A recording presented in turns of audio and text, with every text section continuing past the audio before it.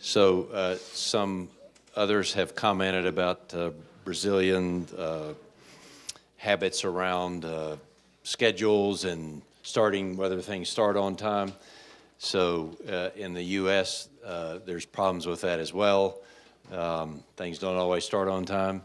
But in the U.S., a meeting like this always finishes on time. Nobody's willing to sit and stay past time to listen to someone else talk. So I think we're a little late. I will condense my comments here on my next topic. As I thought about what I might want to discuss with you guys, I had to make some speculation about the way things are for hospitalists in Brazil, the way you see things, and so I don't know if I've made the right choice with this. This may not really resonate with you that much, but it's a big deal in the States, and so maybe that's enough of a reason to talk about it for a few minutes. It is the culture of a hospitalist group, and I think that's maybe a little ambiguous the way I'm using that term here. Another way to think of it is the mindset, the way of thinking, the way a hospitalist thinks about their practice. So, whoops, what did I do? Hit the old, I had the button pushed down? You've seen the whole thing. We go home now. So, that was quick. So we'll have more time this evening. So some hospitalists, well, let me rephrase that.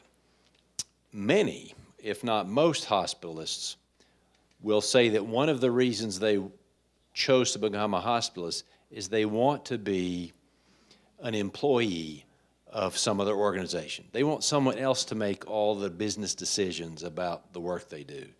They want to be good doctors for their patients, but they don't want to have to worry about how many patients they should see, where the money comes from to fund their salary. They don't want to worry about any of those things. So they decide that it's an advantage to become a hospitalist because that will relieve them of the need to think about the business that they are in. And I don't think that works very well. I think after a while that winds up, that sort of way of thinking results in a practice that doesn't work as well. So I want to illustrate that, though, first by talking about another business. Does anybody in this room know where this picture's from? Yes, somebody? Fish company. Yeah, oh, good, that's good. How did you know it's a fish company? Throwing things along the... Throwing fish. Yeah. And do you know where it is? No. You don't? Have you been there? No, unfortunately not. So this is where I live. This is in Seattle, Washington. This is not far from my house. And it's a big outdoor market that has lots of all kinds of things for sale. It's a big tourist area. And this is a company that sells fish. And it started in the 1940s or 50s, long time ago.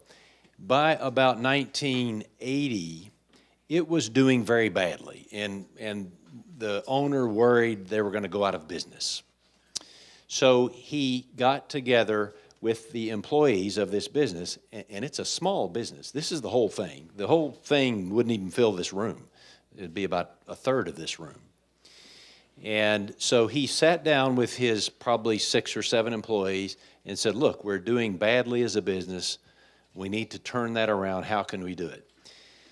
Now, I would not have given them much chance of success. These people are, this is one employee, here's another.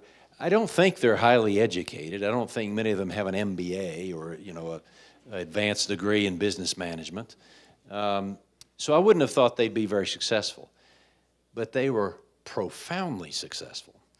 They sat down and decided they wanted to become known across the U.S. and maybe to a little bit of degree around the world. And they succeeded. In fact, it's a very successful business now, and they go teach other companies how to be successful. I have been with hospitals, and I will tell this story, and I'll bring up this fish company, and someone will say, oh yeah, they were here at our hospital 3 years ago telling us how to be a better hospital. Really? These people that run a fish company are going around telling the hospitals how to work better?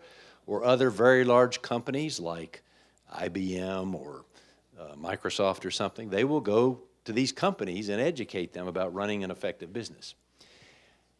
I bring up this story because most hospitalists or hospitalist groups sometimes feel like this fish company when business was poor. What can we do to make this better? Things aren't always going the way we'd like them to. This is hard work we're doing. We're not as successful as we want to be. But what can we do about that? That's the attitude of many hospitalists, and I think that's a problem. There is a lot they can do, but it starts with how they think of their practice.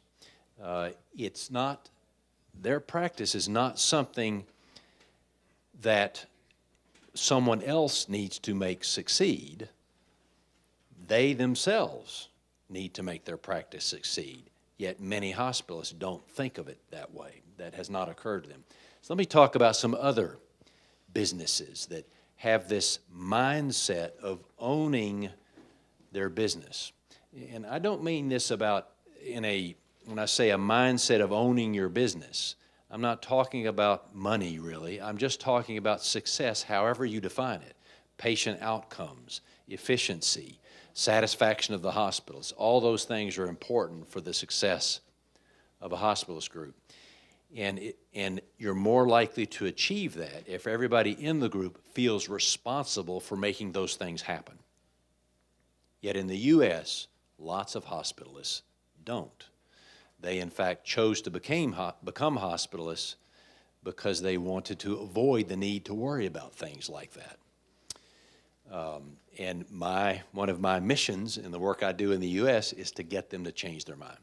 So let me talk about some other businesses to illustrate what a mindset of owning the success or failure of your practice looks like.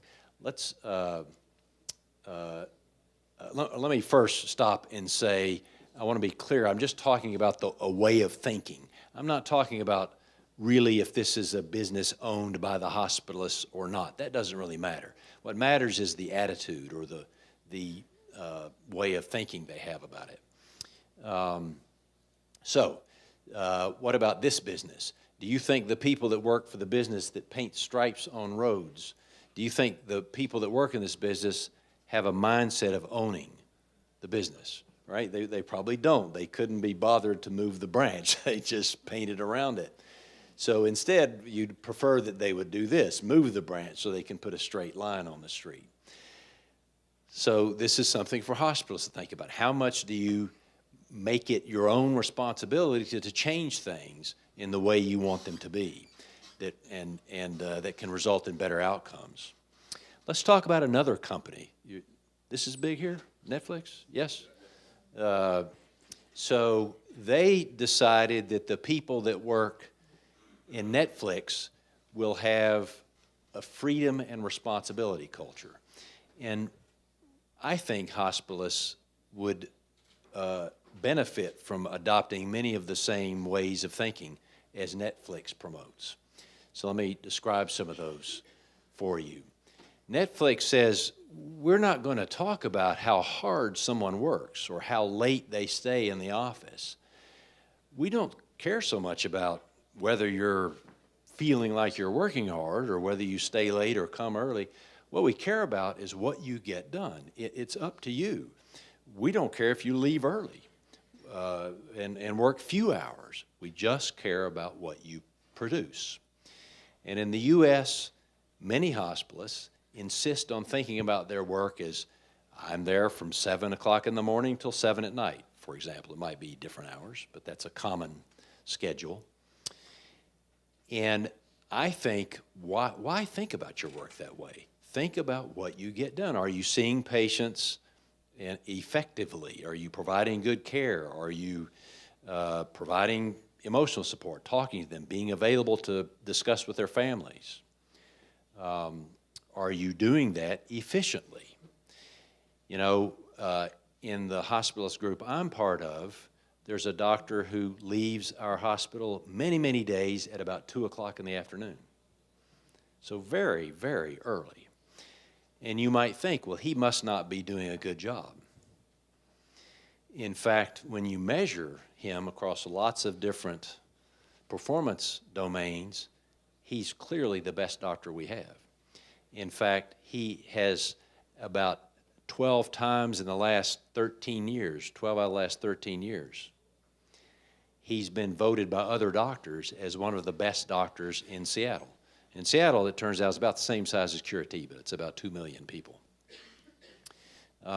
So for him, it's not about how many hours he's at work. That's not that relevant. It's about what he gets done, and what he gets done is very good work. So these ideas for many hospitalists are unusual. They have not thought about their work this way.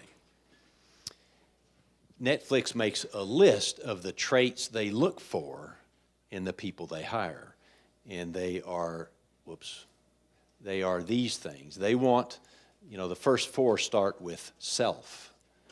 They want people who manage themselves. Netflix doesn't want people that they have to tell what to do. They want people who arrive and figure out what to do and figure out how to be successful. And again, hospitalists can do that. And this could apply to some degree to doctors in any specialty or people in any line of work. But I'm limiting my comments to hospitalists. I won't read this list for you. And by the way, you can find this on the internet, all about Netflix. There's a very fascinating presentation. It's free. You can just look it up on the internet. It's a PowerPoint presentation about the Netflix freedom and responsibility culture. So these ideas, I think, are worth hospitalists considering. This one is interesting, that Netflix thinks that people that pick up trash on the floor are valuable for their company. So why is that even important? So I don't think it's the fact that they want the floor cleaned by all their employees. Instead, it's the fact that that behavior demonstrates how they think about their company they work for. They want that company to do well and be successful. And so if they see, something that's fallen on the floor, some trash or something, they pick it up. I've watched hospital executives, the CEO, the top manager in a hospital, many times walking through a hospital and there's a sheet of paper or something that's fallen on the floor. And this top leader in the hospital takes the time to pick it up and throw it away, while many others have walked right by it. And I think that's because that leader feels responsible for and feels like an owner of that hospital. And I think we, hospitalists, would do well to have the same approach. Again, it's not so much about picking up things off the floor. It's the fact that that behavior shows what's in your mind. So Netflix goes further and talks about a vacation policy. So to most forms of employment in Brazil, there's written policies around vacation and the number of hours or number of days. So that's the same as in the States. But for Netflix, they have no policy. They don't pay attention. You can take as much vacation as you want. Again, they don't care about that. They just care about what you get done. And then there's another company that's a clothing store. I presume these are not in Brazil. But this company has a similar approach and says, we don't have an employee manual telling everyone what to do. Instead, we just ask that everyone use good judgment. There's no other rules. So these are principles that in the States often make hospitalists start thinking. I don't know if that's hit you the same way, but this way of thinking can help hospitalists see their practice in a new way and encourage them to take responsibility for working to improve the parts of the practice that they don't like or that don't function well. So let me just finish by talking more specifically about hospitalists and the things that represent or demonstrate hospitalists who do have a mindset of owning their practice. One is that they don't always blame or ask their employer for each thing. For example, say that the hospitalists are frustrated because of, I don't know, the nurses aren't doing something the way the hospitalists would like. Well, in lots of places, the hospitalists might complain to an executive, an administrator at the hospital, and say, please get this problem fixed and get the nurses to do something different. But in a hospitalist group where the doctors have a mindset of owning the practice, they're more likely to talk directly to the nurses and say, look, we ought to try to get this improved if we can. Can we tell you the way we see this and the way we think this should work, and then understand the nurse's perspective and try to get this fixed. So it's very different whether you just complain to someone, hey, the nurses are doing a bad thing, go fix it, or whether you instead take it upon yourself to go try to fix it. Over the long haul, you're usually going to be much more successful doing it yourself. Hospitalist groups, I think, should openly discuss their weaknesses with one another. So it's worthwhile to always meet as a group and talk about where our group is not performing as we might like, even if it's individuals in the group that are not doing what others think should be done. I think another very important way hospitalist groups can be more successful and can cultivate a culture of ownership is to share unblinded performance and financial data. So our hospitalist group in Seattle, we might have, for example, patient satisfaction scores. And we will show them for each doctor in our group by name. So I know your score and yours and yours and yours, and you know mine. We all know one another's score because, after all, we're in the same practice. As a group, we need to be very successful. And we're going to be able to most effectively channel our efforts to improve our practice if we understand all the data about one another. So if one of us has a longer length of stay, I think we should all know that. If one of us uses more expensive pharmaceutical drugs that might not be necessary, it's worthwhile for the whole group to know that, and we should all try and help one another to improve. And I'm going to skip this one and just comment about the last one quickly, that it's often said in the U.S. that hospitalists should think of themselves as having two patients in a way. One is the patient, the sick person in the bed on the third floor that has pneumonia. The other patient that hospitalists need to take care of every day is the sick hospital and healthcare system. The hospital and healthcare system that does not perform as well as we would like it to, that makes too many errors, that costs more than we would like. Hospitalists should every day think about their job being improving both of those patients, the person who's sick and the hospital and healthcare system. And when you, in the U.S., when you go from one hospitalist group to the next, you can easily see which ones think this way. And it makes a difference. They clearly perform better. So I have a lot more I could talk about, but it's really more just saying the same thing in different ways, illustrating it with some points. So I think I'll stop there and just ask, as your field grows in Brazil, take notice of the U.S. experience and try to avoid the problem of hospitalists not really taking ownership. Some are too inclined to think of themselves as just an employee who has no authority or no ability to change anything. And you do. If the people in the fish market could change and become nationally famous and a little bit worldwide famous, then surely a hospitalist group can do the same thing. So I'm happy to take, once again, any questions. I'm happy for us to conclude and and enjoy the evening also. Or rebuttal. Obrigado. I always ask anyone to offer a rebuttal and a different point of view as well, not just a question. Paulo? Nós estamos bastante emocionados, né, com a sua presença aqui no nosso país. Here, I need the... Please. You know, I was going to get a picture of Okay. everyone wearing these headsets and send it to my children and say, look, no one wanted to listen to me. They're all listening to music. But there's not many of you wearing the headsets. So, let me, and thank you to the very, very effective translators.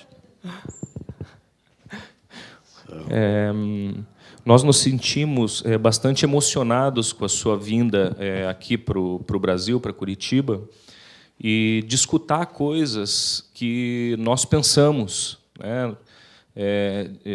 Ver você falando questões de pensamento e de comportamento que nós vivenciamos na nossa realidade. Aqui no Brasil, aqui em Curitiba, dentro do nosso grupo, o movimento ele se deu quando um gestor observou o comportamento de alguns médicos que trabalhavam de forma diferente, que trabalhavam de uma forma não a só atender o paciente, sim a construir uma cultura no hospital, construir uma cultura de segurança, construir uma cultura de qualidade. E essa associação entre médicos que querem construir uma cultura e um gestor que quer construir uma cultura também de segurança e de qualidade fez com que o modelo se viabilizasse, né? Nos Estados Unidos, esse movimento ele veio dos médicos para o gestor, do gestor para os médicos, ou, em conjunto, gestor-médico. Existe uma forma como as coisas foram acontecendo, ou foi um movimento ideológico que surgiu dos médicos e sensibilizaram o gestor? So, mostly it came about because doctors began to prefer it. So at the very beginning, for example, when I started in the 1980s, and I was not the first, there were people ahead of me, but I don't think any of us thought about the effects of the model on costs or quality or safety. We just were trying to find a model of practice that was more suitable for our clinical interests and our lifestyle.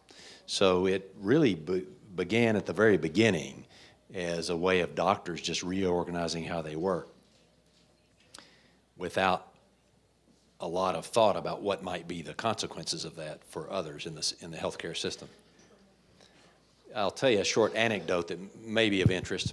I've tried to find the first hospitalist group in the country, and it's hard to do, partly because there's not a standard definition of what makes one a hospitalist. But I've talked with lots of people, and the earliest hospitalist group I found was a group of pediatricians who really began a hospitalist model in 1968. And I talked about with them, why did you do that? That's a very long time ago. And the answer was they were pediatricians, and even in the 60s, pediatricians had very few patients in the hospital every day and lots of patients in the office. And this was a group of about 10 pediatricians. All 10 of them would go to the hospital in the morning. Each one would see 2, 3, 4 patients, tops, and then they'd all dash back to the office. They'd almost cause a traffic jam with their cars coming in and out of the hospital. And they finally said, this doesn't make a lot of sense. Why do we all go back and forth like that? Why don't we have one of us stay in the hospital, and the rest will stay in the office? So they formed what might be the first hospitalist group in the U.S. And it wasn't because of somebody's management insight or thoughts about efficiency or costs or errors and safety. None of those things were anything someone was talking about way back then. All these other issues surfaced by the 90s and became a big part of the hospitalist movement, but it made it happen faster. It made the growth speed up a great deal, but it was already underway simply because of doctors trying to figure out the best way to organize themselves. The last thing I'll say in response to that is, I assumed when I did medical training that everywhere in the world was organized reasonably similar to the U.S. That is, primary care physicians would see their patients in the office and in the hospital. And then was surprised to learn that no, that's never really been that way in many countries. In many countries, they've had what you might call a hospitalist model for 75 years. Germany, England, some parts of Australia and Canada, and a few other countries I'm not remembering. Italy? Yeah, okay, that's right, Italy. Marco brought up Italy. They've always divided work separately among outpatient doctors and inpatient doctors. So it was just by chance that the U.S. did it differently and had the same doctor in both places. So it's a mistake to assume the starting point, for any healthcare system was a doctor seeing patients both in the office and the hospital. And so for many countries, the hospitalist model isn't really new. In fact, it's 75 years old in a manner of speaking. So anyway, I could talk all night about this stuff, and I don't want to keep you trapped. Vivemos hoje no Brasil a possibilidade de uma flexibilização das leis de trabalho que talvez permitam alguns arranjos semelhantes ao que vocês fazem há mais tempo nos Estados Unidos.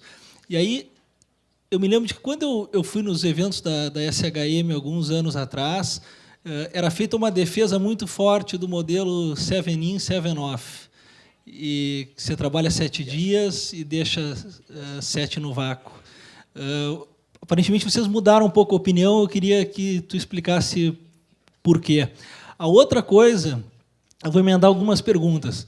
No Brasil, já era comum há muito tempo alguns hospitais terem médicos assalariados, trabalhando de uma forma, pelo menos, part-time no hospital, dedicados meio turno no hospital. E a diferença em relação aos hospitalistas norte-americanos é que eles simplesmente viam pacientes em série. 15 pacientes iam embora. Como é que tu lida no teu hospital com a proteção do tempo do hospitalista para, de fato, se envolver em qualidade e segurança, do ponto de vista de gestão disso e, eventualmente, até pagar adicionalmente por esse trabalho, por esse envolvimento? Vou parar por aqui, até posso fazer outras depois. Okay. So first, 7-on, 7-off schedule. It's very popular in the United States. So that means working 7 consecutive days. Usually each day is scheduled to be 12 hours, so 7 a.m. to 7 p.m. So that's a schedule that about half of the hospitalists in the United States work. The other half work all kinds of different schedules. So it's a very popular schedule because it offers predictability, it offers lots of time off. Think about having every other week entirely off forever. That's attractive. And the other benefit of that schedule is it provides good continuity, or horizontal care, I think would be the term, between hospitalist and patient. So a 7-on, 7-off schedule has lots of benefits. I think, though, that its costs exceed its benefits. And this topic alone, my friends know I could speak for 2 hours. So let me just say very briefly, among the many costs of that sort of a schedule are a higher risk of burnout, I think. So it sounds crazy. I'm telling you, you get every other week off, but you're going to burn out. The reason is it's a very systole, diastole way to lead your life. You're working like crazy for a week, and then you're off with nothing particular to do for a week. So you will tell your spouse, I've got to work this week. I'm not going to have dinner with friends. I'm not going to clean the house or, fix the whatever's broken at home. I'm not going to go exercise. None of those things, because I have to work all week. And then the next week, you often, I did this schedule for about 2 years, and a lot of the weeks I was off, I had very little to do. And sometimes I would sit at home watching TV, daytime TV, which I don't know how it is here, but daytime TV is worthless. All TV pretty much worthless in the States, but particularly daytime TV. So, and then when you conclude your week off, you think about, I've got to work 7 straight days. I have to turn my life off for a whole week. Who else has to do that? This job I have is killing me. So many hospitals conclude that. There's a bunch of other reasons it's problematic. It remains popular, though. There's a lot of people that disagree with me on this and think it's still a very, very good schedule. But I'd encourage you to consider other models. And I understand there's even a labor law that says you can't work more than 6 consecutive days. So that might keep you from adopting that schedule here anyway. So how do hospitalists find time to work on quality improvement projects, safety things? It's imperfect. So my view is if you work 7 days on, 7 days off, you have a little time for quality improvement on those 7 days off. That's some time you could devote to other projects. And it varies a lot by hospitalist group. It has a lot to do with the culture of the group. Some groups do a lot of this. They just enjoy it. They consider it part of what they need to do to be successful and have a career that they are proud of. Other hospitalists say, no way. I'm going to come see my patients, but I'm done after that, and I'm not going to come to a meeting. I'm not going to work on protocols and so forth. So it varies a lot. But I think our field says, and SHM encourages all hospitalists to devote some time and energy toward improving systems. And it doesn't have to be every single person in the group. Maybe this year, somebody just had a baby and is going to, not want to work very much, and so won't be very involved in those sort of things. But others in the group will be very energetic about that sort of work. Eu me lembrei da outra coisa que eu queria perguntar. Em relação ao comanejo, é possível que isso nasça de 2 formas, e eu quero ouvir a tua opinião em relação a elas. Em alguns hospitais, a direção pede para os hospitalistas, ou, na verdade, oferece os hospitalistas para subespecialistas cirurgiões, para o tal do comanejo. Tem uma outra forma de fazer a mesma coisa, é que você deixa os subespecialistas e os hospitalistas se escolherem, eles próprios, definem que querem trabalhar juntos. E eu vejo isso como uma espécie de uma relação entre pessoas. Você decide por namorar, por vontade própria, e eventualmente decide casar, quer dizer. E eu acho que isso tende a tornar essas iniciativas mais bem-sucedidas. Em um hospital que eu trabalhei recentemente, então, ocorreu o contrário. A gente, inclusive, ouvia o diretor dizer o seguinte para os cirurgiões: agora tem uma turma que vai trabalhar para resolver o problema de vocês. Não precisa nem vir para o hospital. E, eventualmente, para cirurgiões que o relacionamento já era muito ruim. Então, como é que tu sugere fazer e iniciar isso? em larga escala ou selecionando parcerias? I couldn't have said it better than you. Yes, I think that hospitalists and the doctors and the other specialty should meet together and talk about how they can best take care of patients and best serve each other. And in the U.S., I even suggest that it can be helpful for the doctors in each specialty to schedule time away from the hospital at a social setting, a restaurant, and discuss this in a relaxed way.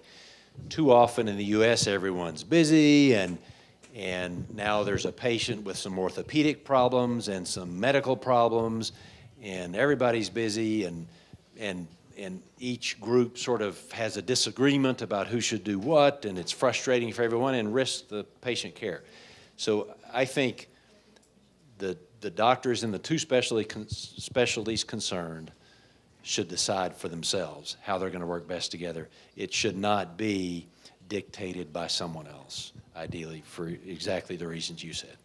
And again, in the U.S., it happens both ways. The places where you see co-management that is satisfying to all parties and performs well tend to be those places where the idea and the execution was driven by the doctors involved. You show remarkable patience in staying this late. If I were in the U.S., the room would now be entirely empty. and I'm very grateful to be here in your beautiful and wonderful country and to meet so many friendly people. Thank you for having me.